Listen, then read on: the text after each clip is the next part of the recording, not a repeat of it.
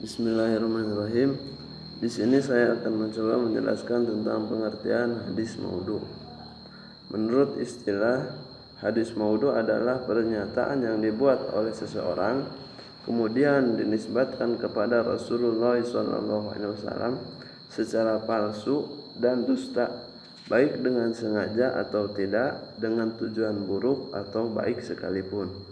Adapun menurut istilah para muhaddisin mengenai hadis maudhu ialah huwa ma nusiba ila Rasulillah sallallahu alaihi wasallam ikhtilaqan wa kidban mimma lam yaqulhu aw yaj'alhu aw yuqirra.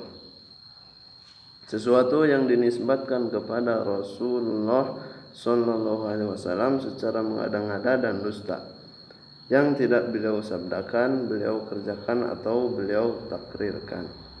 Dengan pengertian tersebut, kita dapat menyimpulkan bahwa hadis maudhu ialah segala sesuatu yang disandarkan kepada Nabi Muhammad SAW, baik perbuatan, perkataan maupun takrirnya secara rekaan atau dusta semata-mata.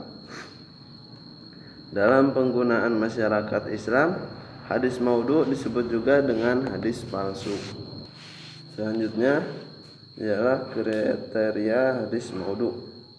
Kemaudhuan suatu hadis dapat dilihat pada ciri-ciri yang terdapat pada sanad dan matan. Di antaranya, ciri-ciri yang terdapat pada sanad ialah 1. Rawi tersebut terkenal berdusta atau seorang berdusta, yang tidak ada seorang rawi yang terpercaya yang meriwayatkan hadis dari dia. Yang keduanya, pengakuan dari si pembuat sendiri. Contohnya, pengakuan dari Ibnu Abdul Rabbi Al-Farisi yang telah memalsukan hadis-hadis keutamaan Al-Quran. Yang ketiga, ungkapan perawi yang secara tidak langsung bermakna pengakuan. Yang keempat, keadaan rawi dan faktor-faktor yang mendorong membuat hadis maudhu. Misal seperti yang dilakukan Ghiyas bin Ibrahim, seperti yang telah dijelaskan sebelumnya. Dan keduanya, ciri-ciri yang terdapat pada matan. Terdapat banyak pula ciri-ciri hadis maudhu yang terdapat dalam matan. Di antaranya 1. Keburukan susunan lafadznya. Jika terdapat kejanggalan dalam redaksi, ini adalah hal yang mustahil keluar dari orang yang paling fasih, yakni Nabi Muhammad SAW. Yang keduanya, kerusakan maknanya. Di antaranya 1. Bertentangan dengan akal sehat, seperti hadis pakailah cincin akik karena bercincin akik dapat menghindarkan dari kekafiran. Semua akan bertanya, apa hubungannya antara kekafiran dan cincin akik? Jika seorang sedang berbicara lalu ia bersin, maka ketahuilah bahwa ucapan itu benar. Apa hubungannya antara bersin dan kebenaran ucapan seseorang? Itu. Yang keduanya, berlawanan dengan hukum akhlak yang umum atau menyalahi kenyataan. Contohnya, la yuladu ba'dal mi'ata mauludun lillahi fihi hajatun. Tiada dilahirkan seorang anak sesudah tahun 100 yang ada padanya keperluan bagi Allah. Yang ketiga, bertentangan dengan ilmu kedokteran. Contoh, al-bazi anjanu syiko'un min kulli syai'. Terong itu penawar bagi segala penyakit. Yang keempat, karena mengandung dongeng-dongeng yang tidak masuk akal sama sekali, seperti hadis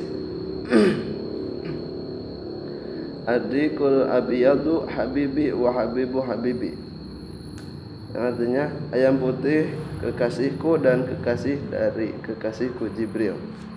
Yang kelima, bertentangan dengan keterangan Al-Quran atau hadis serta ijma.